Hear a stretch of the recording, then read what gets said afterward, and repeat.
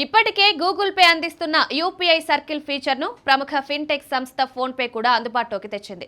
దీని ద్వారా యూపీఐ ఖాతా ఉన్నవారు తమ కుటుంబ సభ్యులు లేదా విశ్వసనీయ వ్యక్తులను వారి యూపీఐ ఐడి లేదా క్యూఆర్ కోడ్తో తమ సర్కిల్లో యాడ్ చేయవచ్చు.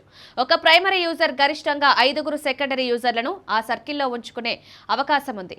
ఇలా చేయడం వల్ల సెకండరీ యూజర్లు ఎక్కడి నుంచైనా ప్రైమరీ యూజర్ బ్యాంక్ ఖాతా వివరాలు అవసరం లేకుండా సులువుగా చెల్లింపులు జరపవచ్చు. ఈ ఫీచర్ ముఖ్యంగా కుటుంబ సభ్యులు, ఆధారపడిన వారు లేదా డిజిటల్ చెల్లింపులపై తక్కువ అవగాహన ఉన్న వారికి ఉపయోగకరంగా ఉంటుంది.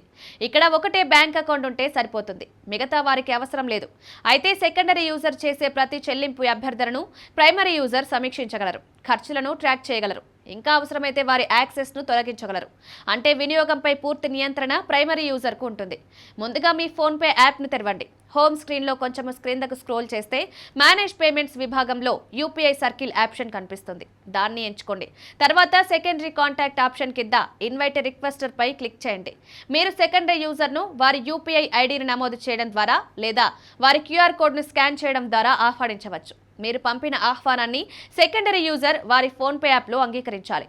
ఒకసారి సెకండరీ యూజర్ సర్కిల్లో చేరిన తర్వాత వారు చెల్లింపులు చేసేటప్పుడు ప్రైమరీ యూజర్ ఖాతాను ఎంచుకుని లావాదేవీలు జరపవచ్చు.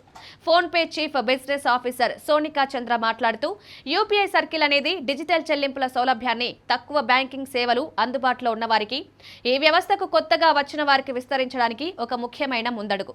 ఇది కళాశాల విద్యార్థులకు ఖర్చులు అల్లించే తల్లిదండ్రులు, డిజిటల్ చెల్లింపుల గురించి భయపడే వృద్ధుల తరపున చెల్లింపులను ఆమోదించేవారు లేదా ఇంటి పనులను ఇతరులకు అప్పగించాలనుకునే బిజీ వ్యక్తులకు ఉపయోగపడుతుంది. యూపీఐ సర్కిల్ ను ఫోన్ పే యాప్ లో చేర్చడం ద్వారా డిజిటల్ చెల్లింపులను అందరికీ అందుబాటులోకి తీసుకురావాలనే లక్ష్యాన్ని సరిగ్గా సరిపోతుంది అని అన్నారు.